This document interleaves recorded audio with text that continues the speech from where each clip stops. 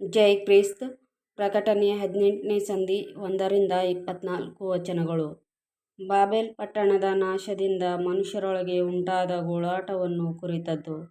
ಇದಾದ ಮೇಲೆ ಮಹಾ ಅಧಿಕಾರವುಳ್ಳ ಮತ್ತೊಬ್ಬ ದೇವದೂತನು ಪರಲೋಕದಿಂದ ಇಳಿಯುವುದನ್ನು ಕಂಡೆನು. ಅವನ ಪ್ರಭಾವದಿಂದ ಭೂಮಿಗೆ ಪ್ರಕಾಶ ಉಂಟಾಯಿತು.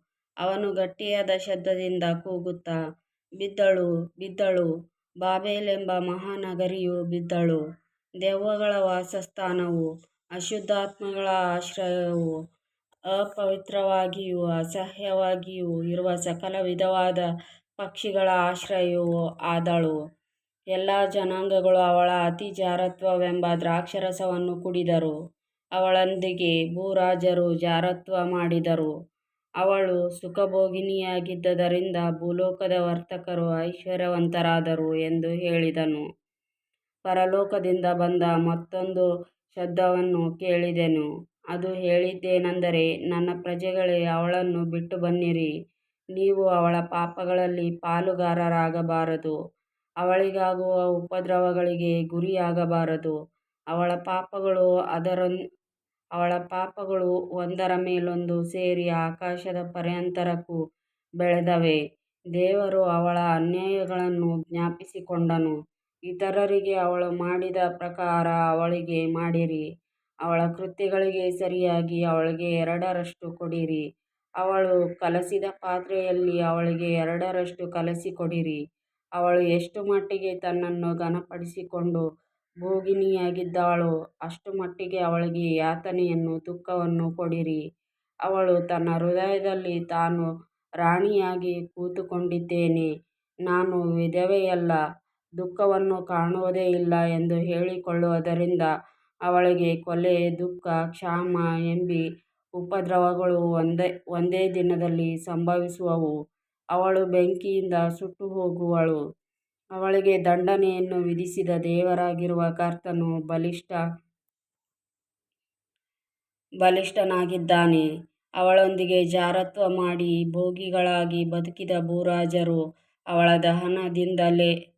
ದಹನದಿಂದೇರುವ ಹೊಗೆಯನ್ನು ನೋಡುವಾಗ ಅವಳ ಯಾತನೆಯ ದೆಸೆಯಿಂದ ಭಯಪಟ್ಟು ದೂರದಲ್ಲಿ ನಿಂತು ಗೋಳಾಡುತ್ತಾ ಎದೆಬಡುಕೊಳ್ಳುತ್ತಾ, ಅಯ್ಯೋ, ಅಯ್ಯೋ, ಮಹಾಪಟ್ಟಣವೇ, ಬಾಬೆಲೇ, ಬಲಿಷ್ಠವಾದ ನಗರಿಯೇ, ನಿನಗೆ ವಿಧಿಸಲ್ಪಟ್ಟ ದಂಡನೆಯು ಒಂದೇ ಗಳಿಗೆಯಲ್ಲಿ ಬಂತಲ್ಲಾ ಎಂದು ಹೇಳುವರು.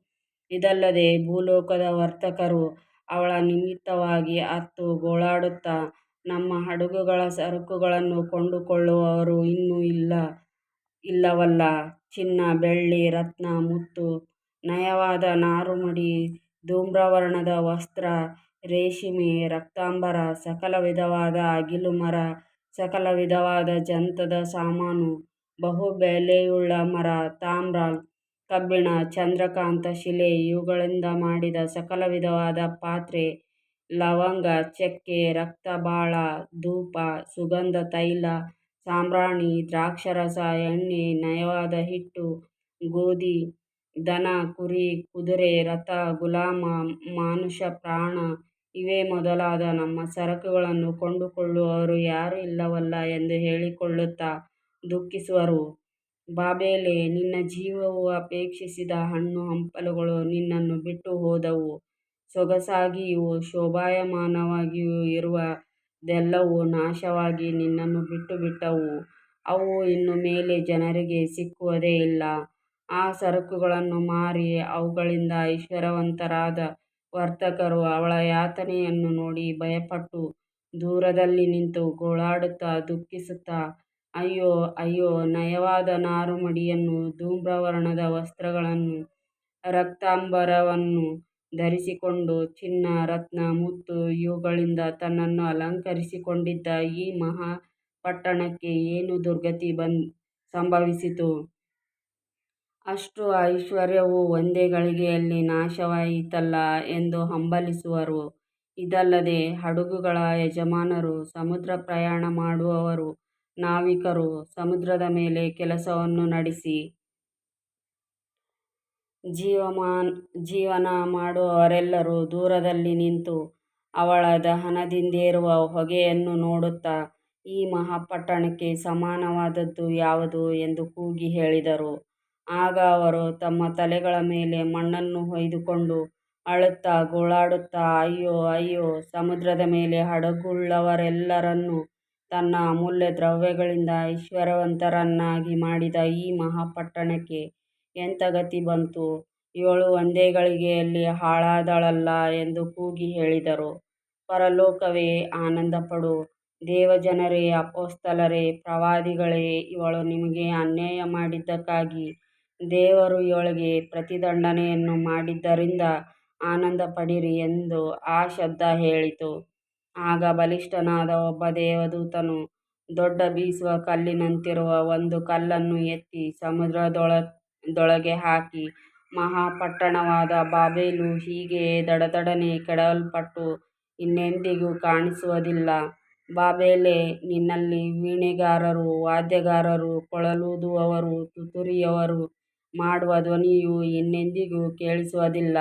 ಯಾವ ವಿಧವಾದ ಕೈಗಾರಿಕೆಯನ್ನೂ ಮಾಡುವವರು ನಿನ್ನಲ್ಲಿ ಇನ್ನೆಂದಿಗೂ ಸಿಕ್ಕುವುದಿಲ್ಲ.